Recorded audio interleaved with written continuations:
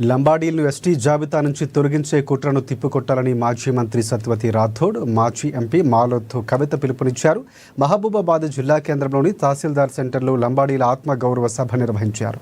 తెలంగాణలో లంబాడీలను ఎస్టీ జాబితా నుంచి ఎవరైనా తొలగిస్తే వారిని రాజకీయంగా భూస్థాపితం చేస్తామని వారు హెచ్చరించారు. లంబాడీల హక్కుల కోసం ఐక్యంగా ఉద్యమించాలని, ఆదివాసీ సోదరులు వారి హక్కుల కోసం పోరాడాలని సూచించారు.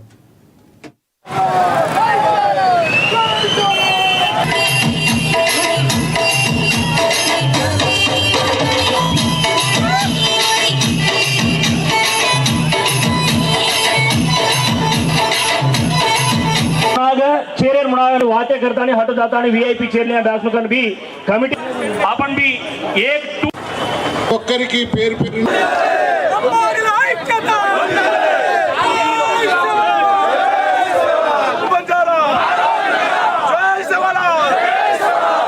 లంబాడీలు ఎస్టీ జాబితాలో లేరు, తర్వాత వచ్చిండ్రు, దొంగదారిలో వచ్చిండ్రు, అడ్డదారిలో వచ్చిండ్రు, తీసేయాలని చెప్తే అప్పుడు ఈ రాష్ట్ర ప్రభుత్వం సమర్థవంతంగా అలా కాదు అని చెప్పి అన్ని వాదనలు వినిపించిన తర్వాత హైకోర్టు ఇది మా పరిధి కాదు, ఈ కేసు మేము తీసేయద్దు అని చెప్పి కొట్టేసిండు.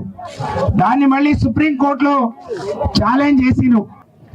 లంబాడీలు ఇప్పుడిప్పుడే పచ్చబడుతున్నారు, బాగుపడుతున్నారు అని కొంతమంది నిప్పులు పోసుకుంటున్నారు. వీళ్ళు ఎదిగితే మాకు నష్టం వస్తుంది అనుకునే వాళ్ళు మా ఆదివాసీ బిడ్డల భుజాల మీద తుపాకులు పెట్టి మమ్మల్ని కాల్చే ప్రయత్నం చేస్తున్నారు. సోదరుడు అన్నాడు 10% రిజర్వేషన్ కోసం మేము కొట్లాడినాం, తండాల గ్రామ పంచాయతీ కోసం కొట్లాడినాం, 4 లక్షల ఎకరాలు పోడిస్తే మేమే కొట్లాడి తెచ్చినాం. అందరం కలిసి ఉంటేనే ఈ రిజర్వేషన్. మనం ఒక్కరే కాదు, మనకు లంబడలో ఎందుకు కొట్లాడాలి భయ్? ఒకడే చెప్తానా, 60-70 మంది ఎమ్మెల్యే లంబడలో ఓట్లకి ఎమ్మెల్యేలు కాలే మీరు 60-70 మంది ఎమ్మెల్యేలు ఉన్నారండి. లంబాడ ఎమ్మెల్యేలే కాదు, మిగతా రాష్ట్రంలో ఉన్న ఏ ఎమ్మెల్యే గారు పోయినా, ఉదాహరణ చెప్పాలంటే చేవెళ్లలో ఎమ్మెల్యే గారు గెలవాలంటే 40,000 లంబడలో ఓట్లు పడాలి. మరి అక్కడ అడగొద్దాం మనం, ఎవరెవరు 60-70 మంది ఎమ్మెల్యేలు పోటీ చేస్తా ఉన్నారో రాజకీయ అందరు పోండి, అత్తంట 100 మందో 200 మందో పోండి. అయ్యా మీరు ఎస్టీ జాబితా నుంచి లంబడలను తొలగించొద్దని మాకు సపోర్ట్ చేస్తారా? రేపు ఓట్లకు మా ఊరికి మా తండా వస్తే బిడ్డ మా తండాలకు రాని అని చెప్పండి.